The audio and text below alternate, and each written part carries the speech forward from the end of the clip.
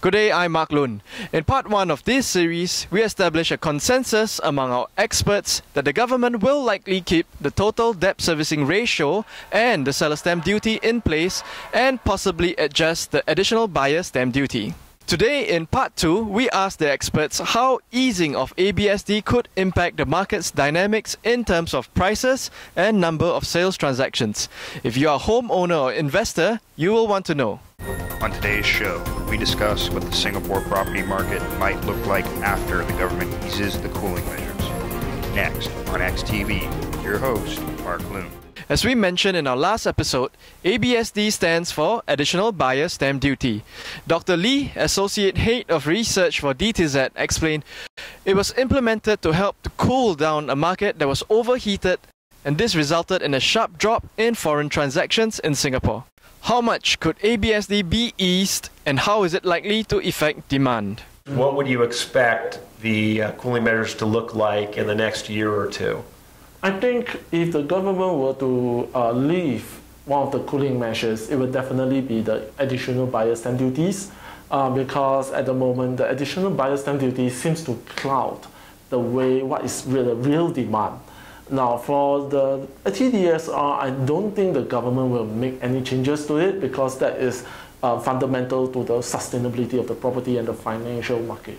Well, are they going to take the entire ABSD off, or do you think they'll gradually draw it down? From the government perspective, they will gradually draw it down because I think they also realize that there's still the demand is actually pretty strong. I mean, recently when we see recent launches like those in the North Park Residences, like the Sim Oasis, even Botanic, there's so much interest there. The 15% ABSD is something that's very prohibitive for them. So a reduction in this level of stamp duty from 15% to perhaps, I suspect the government may reduce it by between 2 to 3% for a start, to 12%. It will bring in some of these foreign buyers, but it will not be enough to probably cause the high-end market to be red hot again. Is 12% really enough to stimulate demand?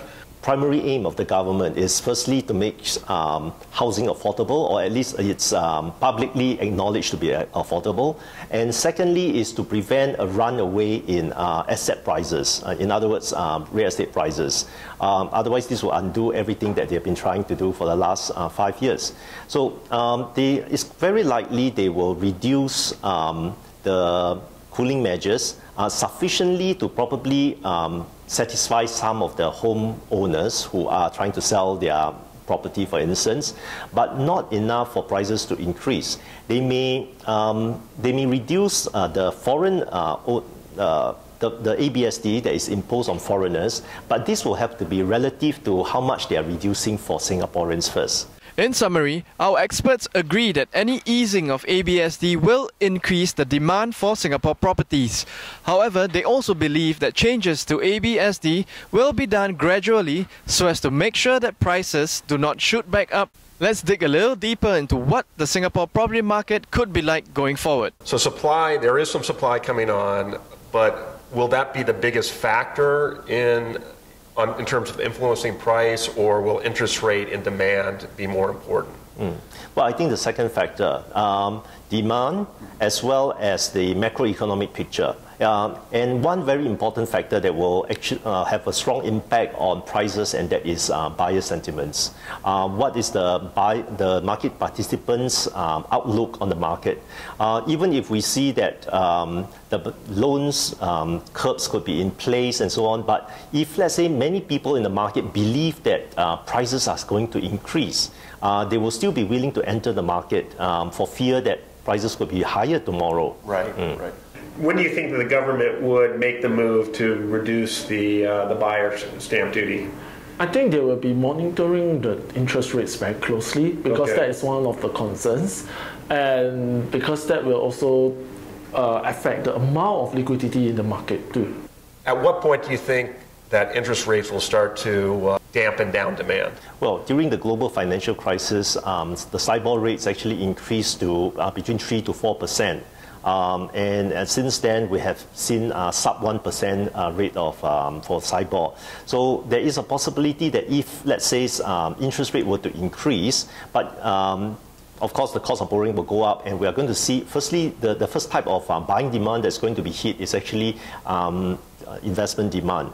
But the increase in interest rate is sometimes coupled with a more negative economic outlook. And that actually has also a strong impact on the curbing demand.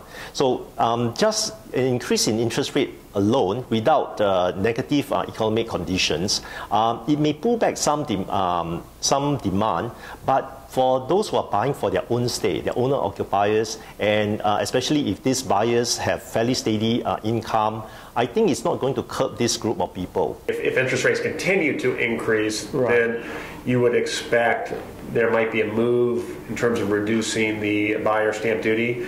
Right. Can you give me a projection this fall, or I should say this September or next year? I think it's probably next year. Okay. It seems more likely to be next year than this year. I think the government probably will stay put for this year to see how things are going. Is there a concern that there could be a double whammy on the market where the cooling measures are fully in place and at the same time interest rates go up and the economy slows? Yeah, that is definitely one of the main concerns the government has. That's why they always have this flexibility. As we move forward, we will keep our eye on interest rates. If they increase, we can expect further downward pressure on demand, which in turn will put downward pressure on prices. If you remember from last week, housing prices are already going in the negative direction, opposite from that of GDP and income. At the same time, interest rates have increased significantly. Therefore, in order to ensure a soft landing in the event interest rates continue to increase, watch for an adjustment to the ABSD to stimulate demand while rising interest rates are dampening demand. Tune in next week for the third and final part of our Singapore Property Post-Cooling Measures special. We ask the question, is Singapore still a good place to invest? For those of us at SRX Property, thank you for watching. I'm Mark Lun. Have a good day.